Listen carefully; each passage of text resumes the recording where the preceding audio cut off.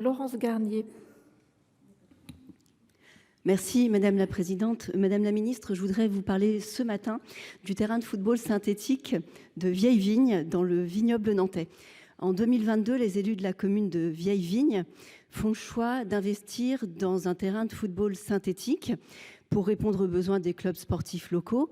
Ils font le choix exigeant de matériaux sobres, vertueux pour l'environnement, de technologies économes en eau. Bien sûr, tout cela a un coût, 1 million d'euros, ce qui est un investissement important pour une commune de 4000 habitants, mais ils pensent à l'époque pouvoir bénéficier du fonds de compensation de la TVA.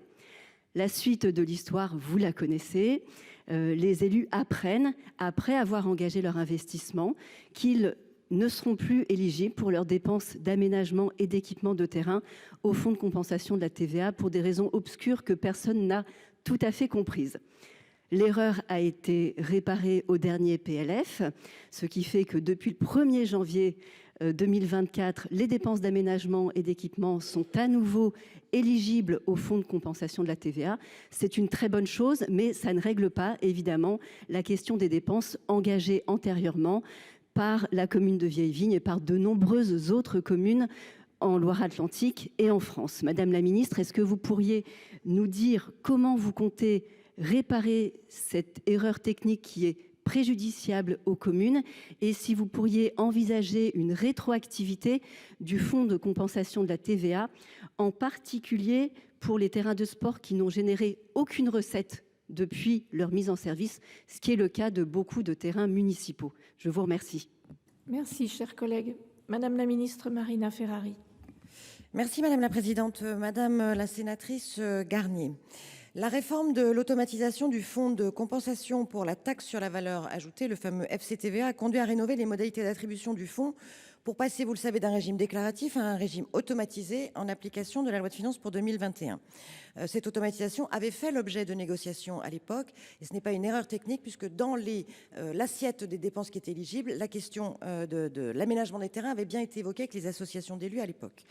L'éligibilité des dépenses est désormais effective lorsqu'elles sont imputées régulièrement sur un compte éligible figurant sur la liste fixée par l'arrêté interministériel que vous connaissez du 30 décembre 2020.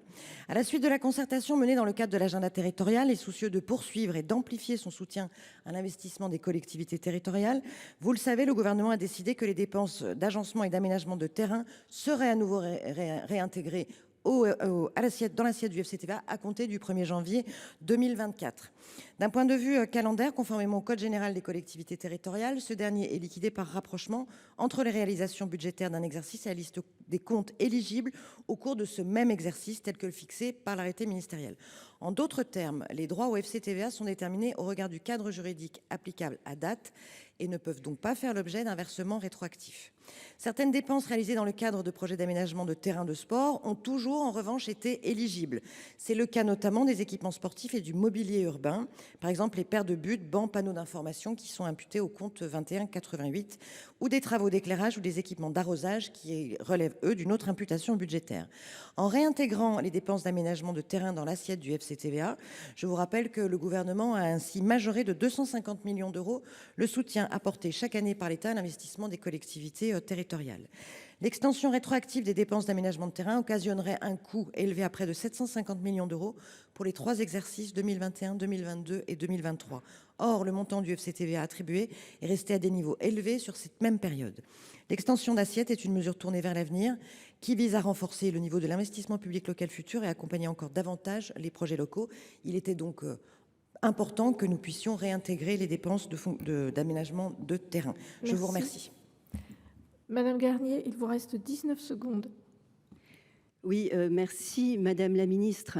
Je le regrette profondément pour toutes les communes qui ont fait le choix d'investir sur les années précédentes 2024.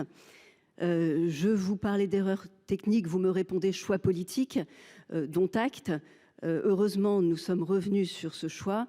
Pour autant, les communes sont laissées sans solution et surtout, Madame la Ministre, elles n'ont jamais eu ce type d'information et je crois qu'on est nombreux dans cet hémicycle à pouvoir témoigner qu'elles ont découvert les choses après avoir décidé de l'investissement. C'est ça qui est tout à fait regrettable. Merci, chers collègues. La parole est à Monsieur